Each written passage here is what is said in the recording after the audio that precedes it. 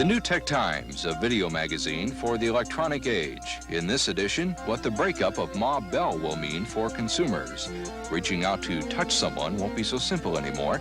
We'll show you the choices. Also this week, a story about video pirates. They've got the movie industry up in arms.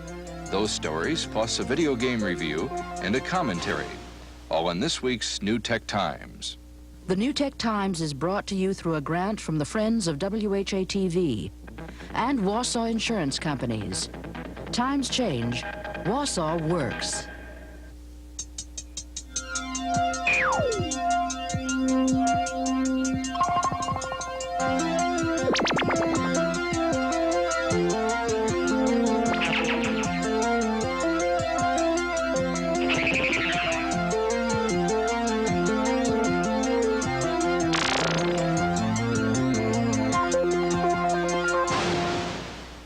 Hi, I'm Nicholas Johnson. The new electronics technology has a way of shaking established institutions to their very foundations. Take this video cassette recorder, for example. You can use it to play pre-recorded tapes onto your television screen or to make videotapes of your kids. But the same device will also make copies of movies and television programs from your TV set. That radically alters our relationship to television, because until now, network executives were programming our lives as well as their TV stations. And what a liberating feeling it is to now have a machine to watch television for us. But the Constitution says creative people are to be protected by controlling who copies their works. And that's the rub, because a video cassette recorder can't be controlled. And it's made possible an activity the film industry calls video piracy. And these so-called pirates have that industry on the run.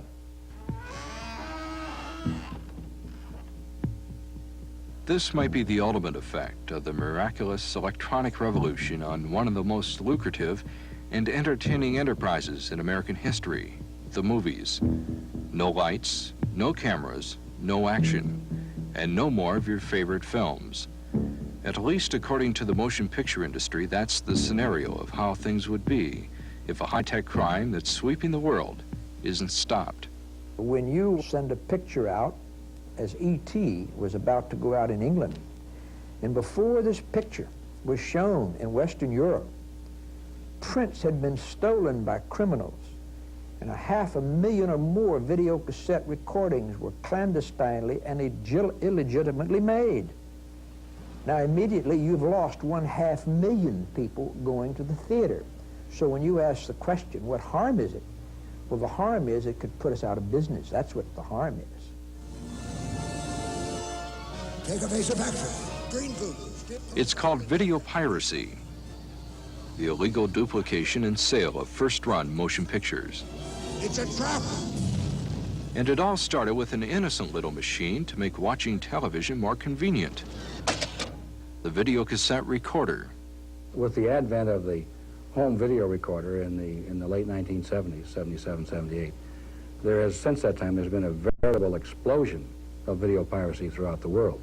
But now we have millions and millions of video recorders out there, and every single one of those homeowners that has these home video recorders is a potential market for the pirate.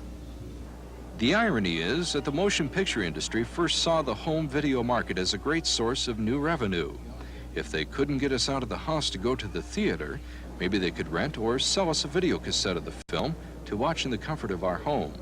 The idea worked and business boomed, until someone thought, why not steal a popular film, make a lot of cassette copies, and undersell the motion picture giants? We've had thieves who have broken into film warehouses and stolen hundreds or even thousands of prints. These are people who usually deal strictly underground. They will steal or borrow a print long enough to make a video master.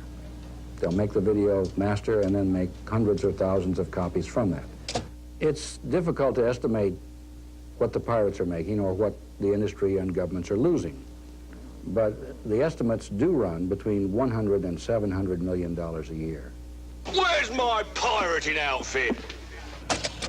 Well, one of the problems is that the general public views a pirated cassette as a casual thing. And yet if somebody came to your house and said, I have an automobile that's just been stolen and would you like to buy it, you would think twice. But people seem to think that anything that's copyrighted is something that can be cavalierly treated. What the hell? When the motion picture industry felt this new snag in their corporate profits, they got serious about increasing security from within. In the preventive program, we, of course, have tried to tighten up security at the studios, the film laboratories, the video laboratories, the freight delivery services, the regional film exchanges. But the job wasn't easy.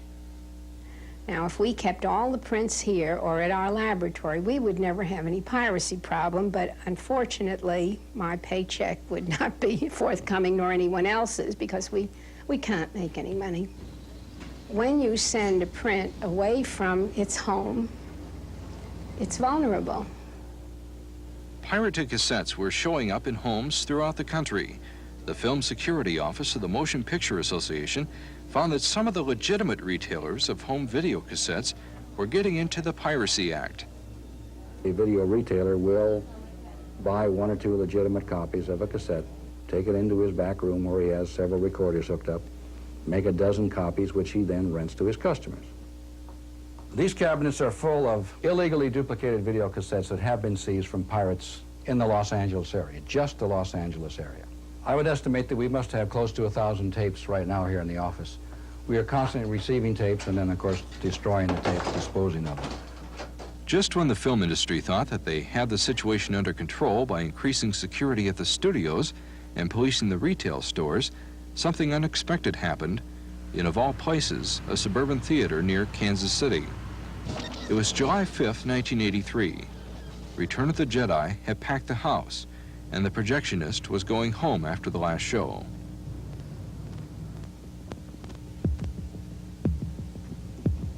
Hey, back in the theater. Now.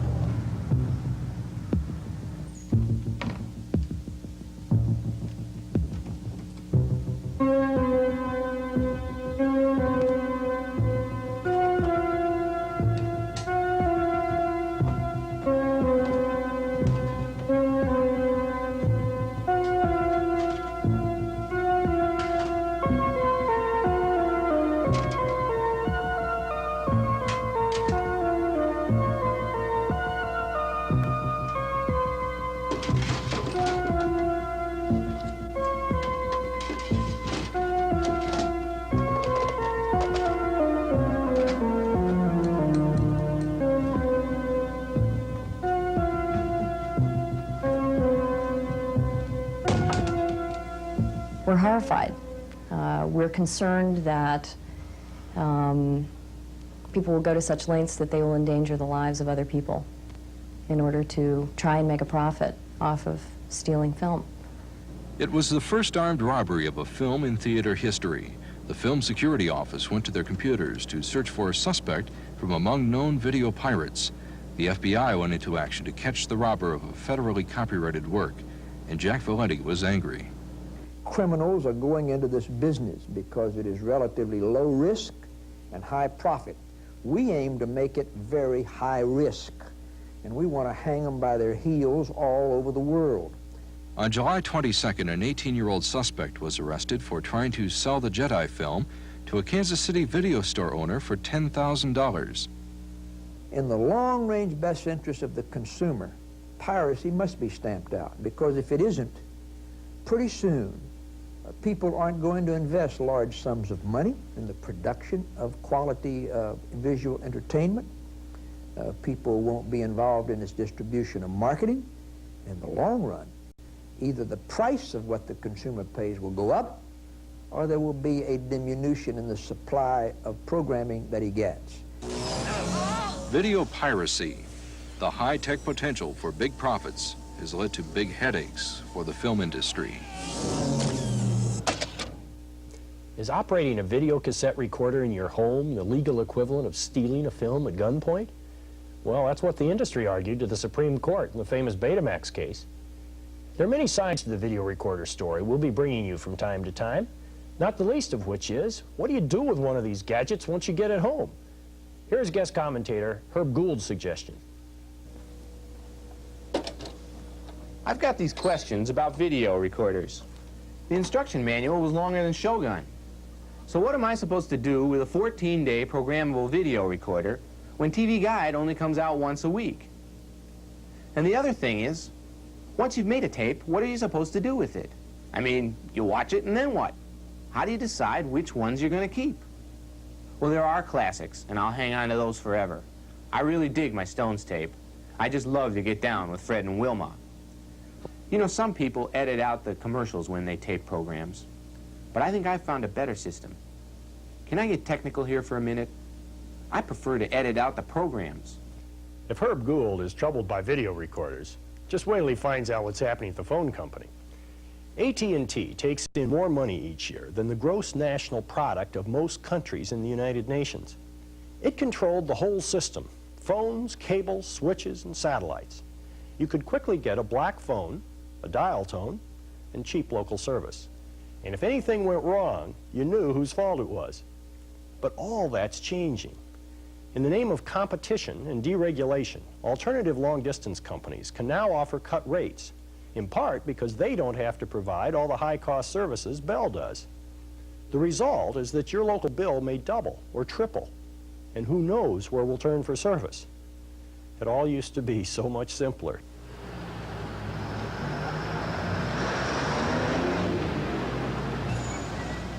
For over 100 years, AT&T has been the phone company. There was only one place to rent a phone. We couldn't own them. Only one place to get local service, and only one place to get long-distance service. That one place was Ma Bell.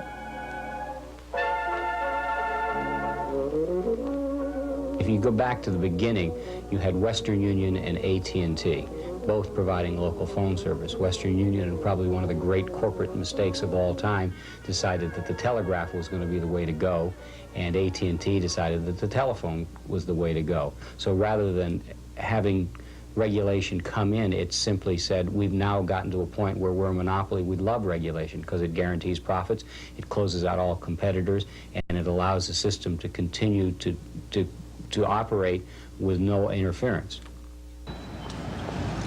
The system operated pretty well for everybody except for Western Union, that is. AT&T grew into the largest corporation in the world with more than $148 billion in assets. Consumers had a telephone system that worked and at affordable rates. But on January 1st, all that will change. I think the reason the Bell system was broken up was because the Bell system was trying too hard to exclude other competitors from the telephone system in the United States. And the Justice Department and other people felt that something had to be done. What will be done has been described as disassembling and reassembling a 747 in flight. Ma Bell won't be there. There'll be lots of stepchildren instead. Lots of chaos, but lots of choices from long-distance competitors like MCI. Have you been talking to our son on long distance again? Did he tell you how much he loves you? And did he tell you how well he's doing in school? All those things are wonderful. What on earth are you crying for? Have you seen our long-distance bill? We at MCI believe that when we're dealing with AT&T and what it can do, that there are a number of things that we can do better than they can. Among those are we buy technology better than they do. We market technology better than they do. We operate our system more efficiently. We build our system more efficiently. All of that means ultimately that we bring our products and services to the marketplace at a lower cost and a more efficient basis than they do. And therefore, when we provide domestic long-distance service in the same way that they do, we can charge 20 to 50% less than they can. You've got 58 reminders that are all set up for you. The idea is as old as the marketplace. Long-distance competition makes more choices and therefore lower prices. But AT&T's long-distance revenues will no longer subsidize local phone rates, and the new local stepchildren will have to raise their prices. Well, when you say local phone rates will go up, I'd like to sort of put that in context. The principal reason is that it has been underpriced as a matter of government policy and as a matter of industry policy for 70 years. And it has been subsidized to some extent by long-distance rates, and to some extent, in some places, by equipment rentals. There are three great myths in this world. One was that the Earth is flat, two, that the sun went around the Earth, and the third, that long-distance subsidized local rates. Consumer advocate Sam Simon and other telephone company critics argue that there was no real subsidy, but simply paper transactions, all within one big company. What we see happening, which is very worrisome, is an effort by the phone industry to price basic service up to the level of the maximum amount a consumer can pay for telecommunication service. I do want to stress that, yes, it has been going up. It will undoubtedly go up further, but it will not go up so high that it will compromise anyone's ability to have phone service. That is just never, never in my lifetime ever going to happen. You can enhance the system and customize the system to your own needs. If Ma Bell was a favorite villain, at least it was a singular villain. Now we have all those choices, but also lots of different bills to go with them. A bill for local service, a bill for long distance, and of course, your telephone.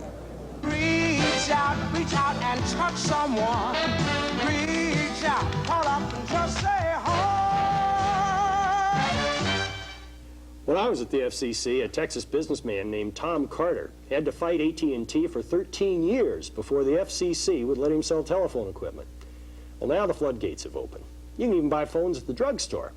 It's a multi-billion-dollar business. The choices we have, the features, are wonderful. But they do raise some problems. And here to help us with them is columnist Danny Goodman. Hi, Danny, and welcome to the New Tech Times. Thank you, Nick. You still can lease a phone from the phone company if you want to. Does it make sense for people to buy, do you think? In many cases, it does. If you maintain a phone over a long period of time, keep it in the house, even if you're paying over only $1, $1.50 a month, a leasing charge on a telephone, that can add up over 5 and 10 years to maybe $120, $200. On the other hand, leasing of any equipment does permit you to trade up and get the most up-to-date model without the expense of the capital investment. Although in many cases, when you trade up, you're also going up into more expensive phones, more expensive to lease. Yeah, well, that's for sure. Well, what is some of this that's here that's available to the consumer today? For example, these telephones here represent some of the alternatives available to consumers today in telephones. The standard issue desk telephone that you can find from your local phone company will last 10 years or then some, and not have any kind of maintenance problem. A one-piece telephone such as this may not last 10 years, and that's one of the choices you have. How about touch tone and the tones on the phone? Is that why would anybody want that? Is that important? Touch tone is important, primarily if you are attached to a long-distance service such as MCI or Sprint. They require that you have the tones come through the telephone. I see. Or for computers, I suppose that might be helpful too. Yes. If you are out in the market shopping, do you have some suggestions for our viewers? What should they do as they go into this wondrous, confusing world for the first time? Well, it's really quite simple. There are just a few tips. First, establish a budget as to how much you want to spend for a phone or for your household of phones. Quite typically, if you take your monthly leasing charge and multiply that times 24 months or 2 years, anything you spend under that will be quite a savings to your telephone budget. I see.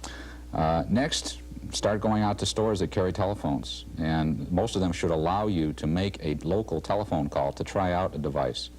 Call someone who you know, who you talk to frequently, who knows your voice, whose voice you know, and judge the voice quality at both ends. It's a good, sensible suggestion. Anything else? Something that happens quite often is that you buy a phone that looks very striking, but then you try to use it in a typical situation by holding it up to your ear like this, and you find that maybe these sharp edges aren't too comfortable, or you can't hold it between your shoulder and your ear. So use a phone in the store like you would normally. It wouldn't work very well in a computer terminal either, would it? No, this telephone and many others, for example, even this Webcor phone, has almost a standard looking handset, but when you go to attach it to a modem for a computer, it just doesn't quite fit, and you'll never make that connection. Sure wouldn't work on there no, either. not at all. Hey, well, what about these decorator phones over here? They're interesting in that they offer someone a chance to be distinctive in their telephones instead of just having the standard issue. If that's the kind of distinction you want. If you want to have a Kermit the Frog telephone, then you can. With a standard headset that would be comfortable for anyone to use. If you had one recommendation for people, what would it be? What should they do? In a household with a lot of phones, I would have one telephone that is a telephone company quality phone. In other words, one manufactured by Western Electric, ITT, or Northern Telecom. After that, you can go simple or very extravagant. Danny, that's been very helpful. Thank you. Of course, this variety of telephones is only one example of our choices in the New Tech Times. We'd like to know which products and services you'd most like to see us review. So send me your suggestions to the New Tech Times, 821 University Avenue, Madison, Wisconsin, 53706.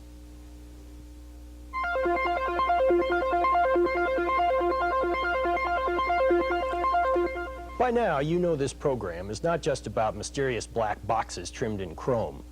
It's about people, the people caught up in the New Tech Times. And I'd like to share with you some of those I meet as I lecture and travel the country. At an Aspen Communications Conference, I was charmed by Gregory Harper, a brilliant communications expert and international businessman. From a conference center surrounded by mountains and sagebrush, Greg was using his own portable equipment to send articles to his New York office computer, telexes to Belgium, use an electronic phone book in Paris, and library in Miami. You wonder what his home must look like? Well, so did I. Here's this week's profile. 108 pounds.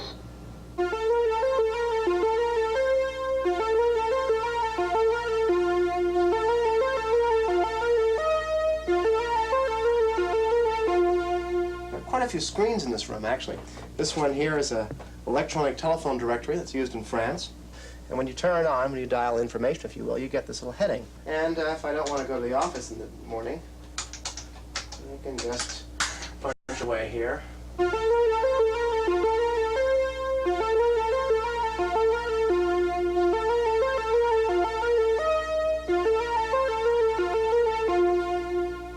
And on my screen it says hello, select one, and I'm now going to connect myself to Homebase. And what this computer will do now, yes, I can hear it go, is it's going to telephone my bank. And it's going to hook me into my bank, and I will be able to do banking. This is my polite phone. It says, excuse me, you have an incoming call. And if I hit the button, hello? Hello there. How are you? Very good. Attention, please. It's now 9:41 p.m. Please hurry. And it keeps on telling you that every 5 minutes. That's good old Frederick. He's a little friend.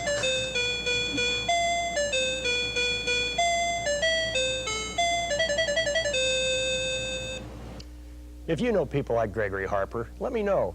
We'd like to profile them on a future show. Of course, Greg also likes video games. But keeping such enthusiasts satisfied is creating problems for the manufacturers. To compete with the arcades, they're trying better graphics and sound effects for the home games. But this week's games review involves a different corporate strategy, packing more games into each cartridge. Here's Dan Gutman, editor of Computer Games, and syndicated columnist Michael Blanchet. Last year, Activision game designer David Crane gave us Pitfall, which was one of the most successful video games of 1982. This year, he's given us the Activision Decathlon, a game based on the Olympic decathlon, which is one of the most grueling sporting events there is. And we think he's given us one of the most grueling video games we've ever seen. To give you an idea how grueling this game is, I'm going to try the longest event, the 1,500 meters. Now, to move his man in this game, Michael has to jiggle the joystick back and forth very quickly for a long period of time.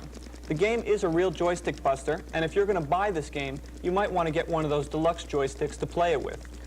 Just to show you how exhausting this game is, if I were on world record pace right now, I'd be doing this for no shorter than 3 minutes and 50 seconds. It is remarkable that Crane packed 10 separate games into this one cartridge, but at the same time, you've got to understand he made a number of sacrifices along the way. Your figure that you control on the screen is a stick figure, basically, and the elements of running and jumping have been broken down into the simplest possible forms. I like the field events for the simple reason that they're shorter in comparison to the running events, which suffer for two reasons. A, they're visually boring, and B, they're quite tiring to play. If it was Crane's intention to give us a game that matches the physical strenuousness of the Olympic decathlon, then he succeeded.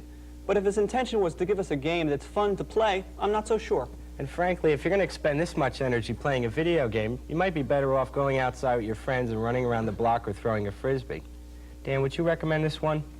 Only if I wanted a real good workout.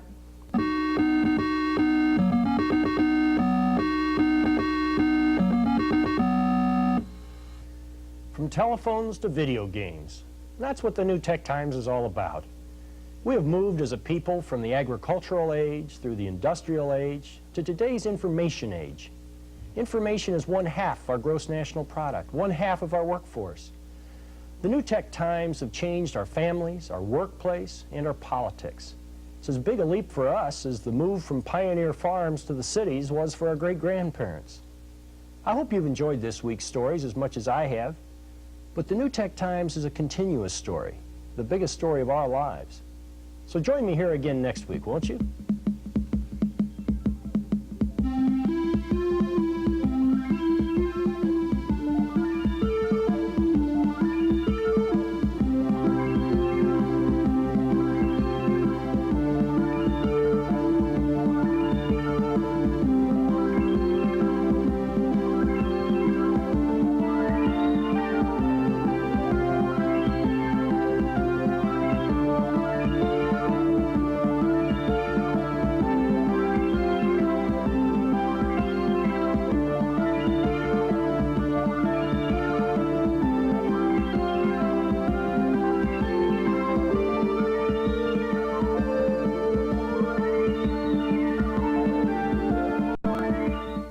The New Tech Times has been brought to you through a grant from the Friends of WHA-TV and Wausau Insurance Companies. Times change, Wausau works. For discount information and your free copy of How to Buy a Home Computer, send $1 to The New Tech Times, 821 University Avenue, Madison, Wisconsin, 53706.